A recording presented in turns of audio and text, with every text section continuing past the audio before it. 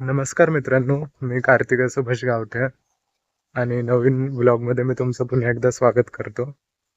तर मित्रांनो, मी आता आलो आहे गावी आणि मी इथे महाशिवरात्रीनिमित्त आलेलो. तर आमच्या गावी म्हणजे माझ्या घराच्या बाजूलाच देऊळ आहे आणि तिथे महाशिवरात्रीची पूजा होते.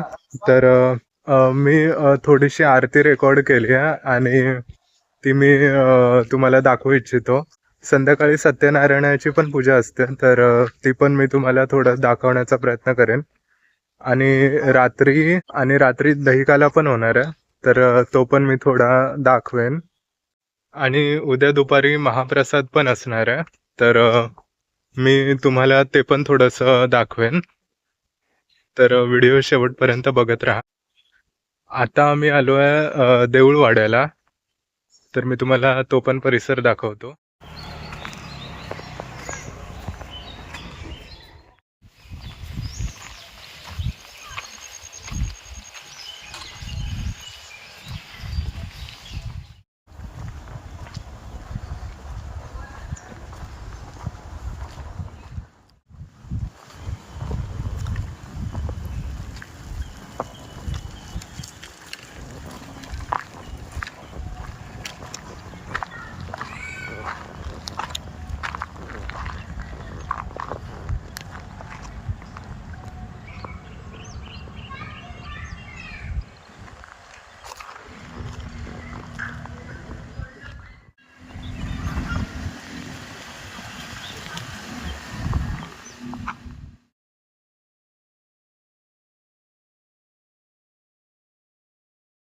जय देव परिवार सुंदर मजनारी पंचांग मनमोहन उज्जवल सुखारी कोटीचे पीठ वाचे उच्चारी प्रकृती राम दासांतरी जय देव जय शिव शंकरा ओ स्वामी शंकरा आरती ओ काळू भावाची ओ काळू कर्पूर गौरा जय देव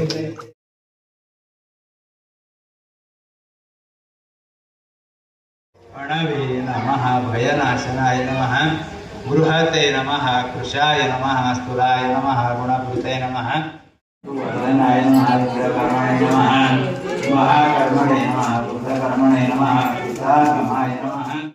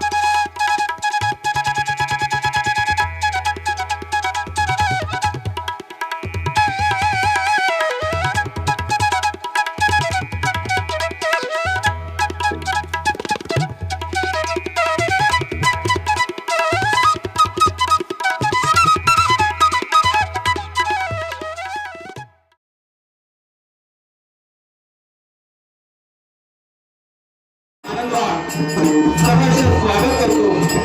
त्याचप्रमाणे आजच्या कार्यक्रमाला सर्वांना खूप शुभेच्छा देतो आणि शिवशंभू भोलेनाथ यांना वंदन करून माझ्या हरिवंदनाला सुरुवात करतो. जय हिंद जय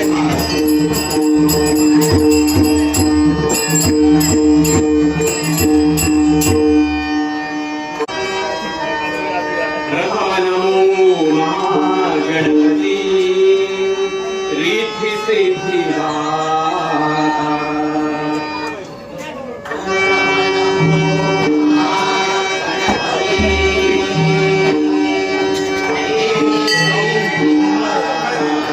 वंदन करीतो तुझ गणेशा तू सर्विघ्न हरणा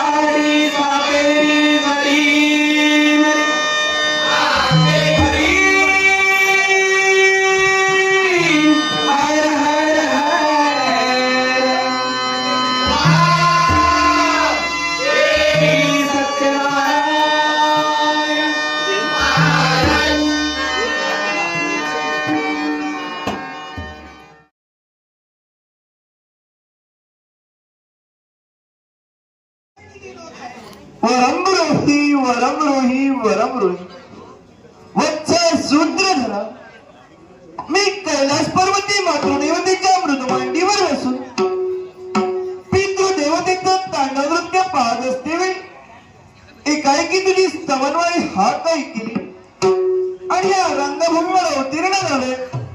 सांग रे माझा प्रिय भक्ता, कशासाठी या गणपती गजाननचा तू धावा केलाय? तुझ्या नाटकात भलभलती विघ्नेण्याचा संभव तुला बसतोय. मुळे चिंता करू नकोस. माझ्या हाती असणारा पाश आणि अंकुशाच्या ओघे करून समूळ विघ्नांचा नाश कर असा या गणपती गजाननाचा मंगलमय आशीर्वाद. अन्य कोणती इच्छा चिंता करू नकोस.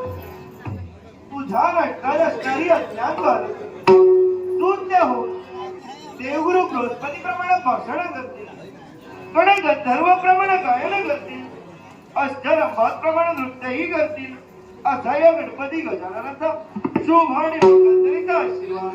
तथास्तु, तथास्तु.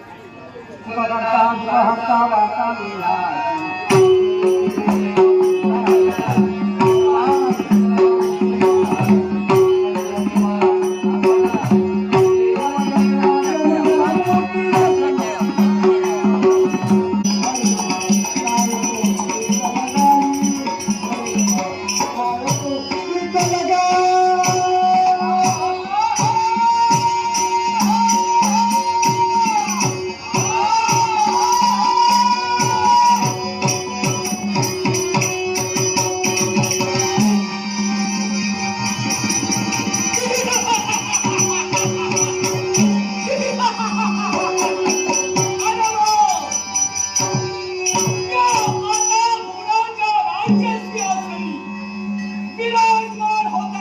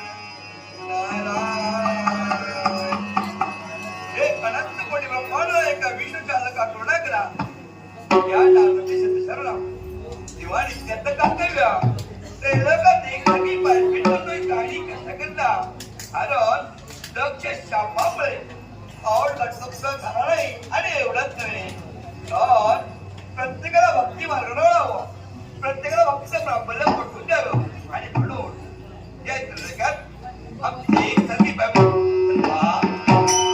देवाचं नामस्मरण करता करता आमची पावलं पाताळावर वळली. पण आपण आल्याची झाली पाताळाच्या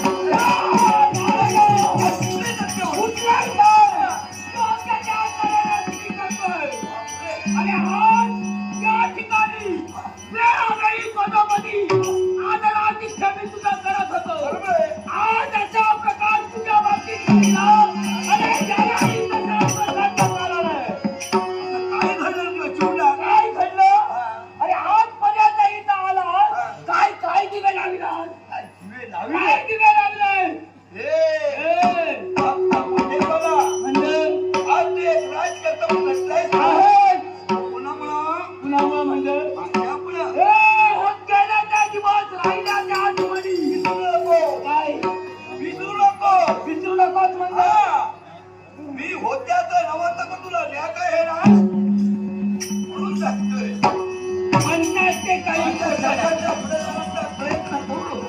कुणीच म्हटलंय आग लागा तसाच बॉम्ब मारा ही तसाच आहे. उभ्या सैनीचं नक्षत्र तुला म्हणतात. एवढंच नव्हे सपाट पायाचा देखील तू आहे. पण ज्या वेळी तू बोलतोस ना ते शब्द सत्य होतात नाही असं म्हणत नाही. पण मला सांग पाहिलं ही माझी गणू प्रजा समाधान वाटतं मला. होय ना आनंदानं हर्षमानित आहे. काय रे पण मला सांग इथं काय वस्तू आहे, इथं काय वार्षिक गोंधळ आहे. नाही रे मला कशासाठी आला मला वाटतं कार्य आहे इथे.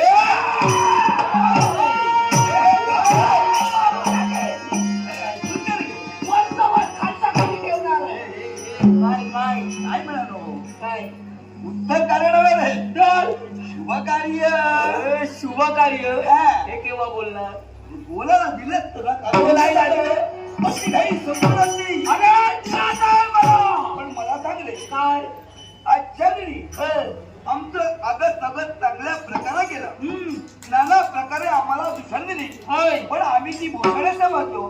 पण हा वीर बना पोशाख करून निघाला कुठं माहितीये आतापर्यंत पूर्वजांच्या बाबतीत त्या कपटी देवतांनी केलं बरोबर त्याच्यासाठी लावलं. त्या क्षणी तू बाजूला हो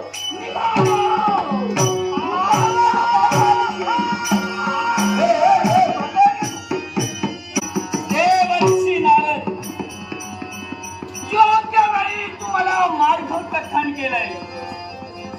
आम्ही दानव मायावी विद्येत प्रवीण आहोत. पण त्याच मायावी विद्येचा वापर अजूनही मी माझ्या जीवनात केला नाही.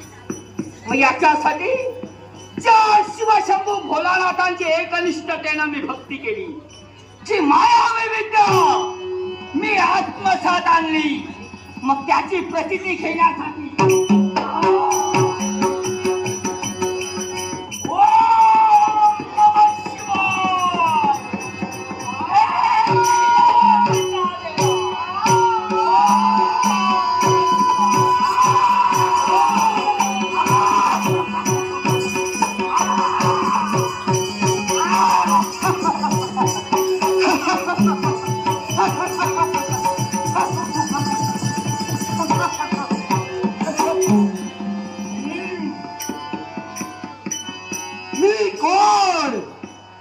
माझा जन्म कसा झाला हे दिसतंय ते काय? कोण माझी मातृ पितृदेवता? कोण देईल माझ्या प्रश्नाचं उत्तर? पण यावेळी लागण्याची भूक जगलागली तेल घेतोय. याच्यासाठी हा माझा नाही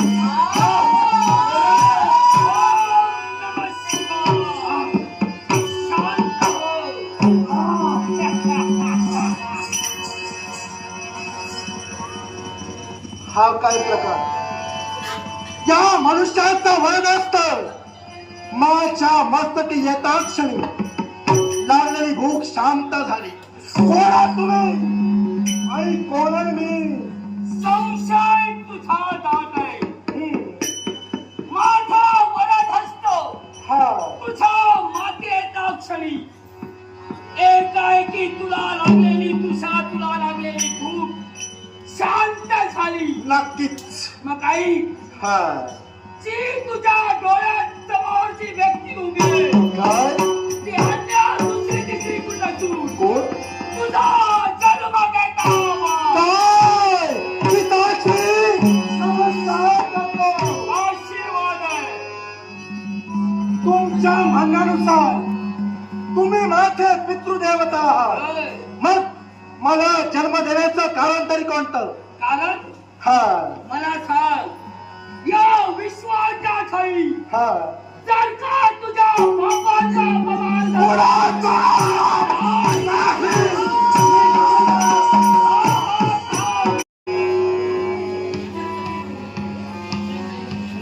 हे पिनाकपाणी नमोधरा, हे उमावरा पार्वती परमेश्वरा, हे शिव शंकरा माझ्या रामेश्वरा, या अवंतीचा राजकर्ता राजा सूर्य तुला प्रणाम करतो. उच्च विचारसरणीच्या वैचारिक दृष्टिकोनातून अभिप्रेत असणाऱ्या राष्ट्रभक्तीचा आशिधाराव्रत आचरण करून उदयोन्मुख भव्यजय यशोमंदिरावर कीर्तिध्वज फडकत ठेवून राष्ट्रोद्धार, जनोद्धार, आत्मोद्धार हा त्रिवेणी संगम घडावया सदिच्छा ब्रह्मप्राप्तीने संस्कारम क्षत्रियानं यथाविधी यथा शास्त्र यथा न्याय कर्तव्य परिरक्षणं राजधर्मान प्रवक्ष्यामि संभवस्य यस्य तजिस्य परमायता. हा राजधर्म आत्मसात करून पुरुषार्थाच्या तत्त्वज्ञानावर पदार्पण हा मानव समाज अभेद एकजुटीच्या तटावर आरूढ होऊन तो प्रगती पथावर यावा म्हणून समाजाच्या अंतर्गाभाऱ्यात असणाऱ्या सूज्ञ तज्ञ पोक्त विचारवंतांनी आपल्या अकलेच्या गडामध्ये करून शासकीय राजयंत्रणा आणि तिची साम्राज्यशाही अस्तित्वात आणली. समाजातील एका सुबुद्ध नागरिकाला राज्याभिषेकाच्या अभिजीवात पुनीत करून सार्वभौमत्वाची सत्ता हाती घेताना विचारात